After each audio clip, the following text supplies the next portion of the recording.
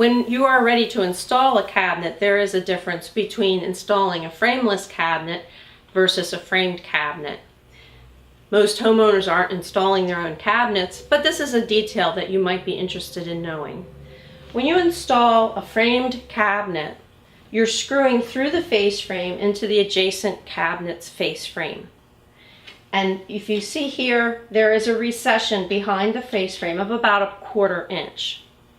So what that allows is variation between cabinets.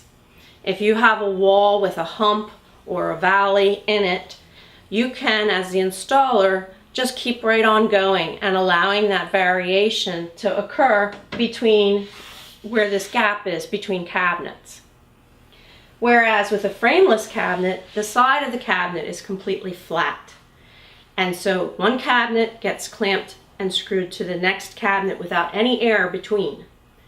Therefore, if you have a hump or a valley in your wall, you need to know that before you start screwing things to the wall, because there's no way that you can adjust for that in the run. As I said before, there are differences between framed and frameless cabinets in regard to how they are installed. This is an example of frameless construction where one cabinet is screwed to the adjacent cabinet. It's done differently in that we use this connector bolt to go into a sleeve bolt, and they basically clamp the walls of the cabinet together. These are two frameless cabinets, and when the installer clamps them together, he pre-drills a hole so that the sleeve will fit into that hole, and then he uses the bolt to screw in from the other side into the sleeve and tightens it up so that it becomes a clamp to hold the two walls together. And that's why I wanted to talk to you about the construction of cabinets in regard to whether we're using plywood or particle board. The American market has a very strong prejudice towards having cabinets that are made of plywood.